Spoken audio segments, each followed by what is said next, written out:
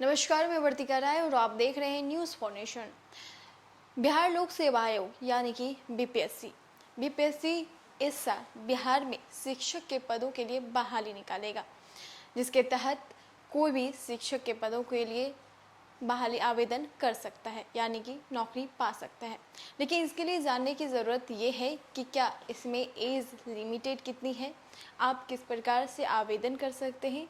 हम तमाम जानकारी आपको अपने खबर के ज़रिए बताएंगे। बिहार लोक सेवा आयोग यानी कि बीपीएससी ने एज लिमिट योग्यता मानदंड के साथ आधिकारिक नोटिफिकेशन भी जारी कर दिया है।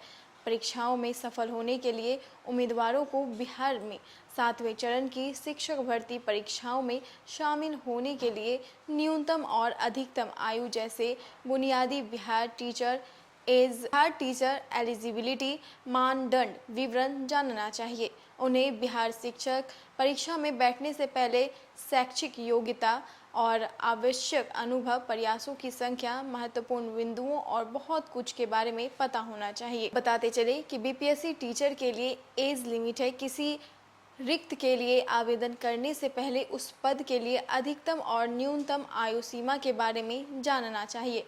उम्मीदवारों को सलाह दी जाती है कि 1 अगस्त 2023 तक बिहार टीचर रिक्वायरमेंट आयु सीमा के बारे में अधिक जानने के लिए आप हमारी खबर को देखें। बिहार शिक्षक परीक्षा के लिए प्रयासों की संख्या 3 है।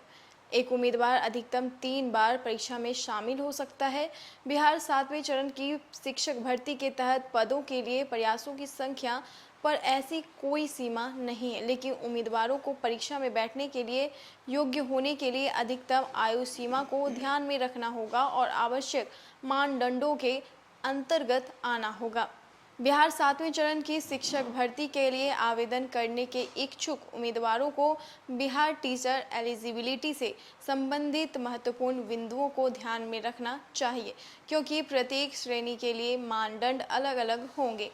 आवेदन फॉर्म भरते समय उम्मीदवारों को अपनी पहचान और एलिजिबिलिटी को पूरा करने के लिए राष्ट्रीयता, श्रेणी, आयु और शैक्षिक योग्यता से संबंधित सभी प्रासंगिक डॉक्यूमेंट प्रस्तुत करने होंगे। बिहार 7वें चरण की शिक्षक भर्ती के लिए आवेदन करने वाले उम्मीदवारों को पंजीकरण सफल होने के बाद category wise Bihar teacher eligibility मानदंड का उल्लेख करना होगा। वहीं उम्मीदवारों को पंजीकृत श्रेणी से भिन्न श्रेणी में बदलने के किसी भी अनुरोध पर विचार नहीं किया जाएगा। लिखित परीक्षा उत्तीर्ण करने पर उम्मीदवारों को डॉक्यूमेंट वेरिफिकेशन फेज के दौरान सभी प्रासंगिक डॉक्यूमेंट प्रस्तुत करने होंगे। तो बिहार में 7वें चरण के शिक्षक भर्ती के लिए आवेदन करने वाले जितने भी विद्यार्थी हैं, जितने भी इच्छुक लोग हैं, वो पहले बिहार बीपीएससी के साइट पर आप जाके चेक कर ले, एज को देख ले, एलिजिबिलिटी को देख ले, तभी आप फॉर्म को भरें। फिलहाल इस खबर में इतना ही, लेकिन और भी वीडियो और खबरों के लिए आप हमारे साथ जुड़े रहें। News for nation. नमस्कार।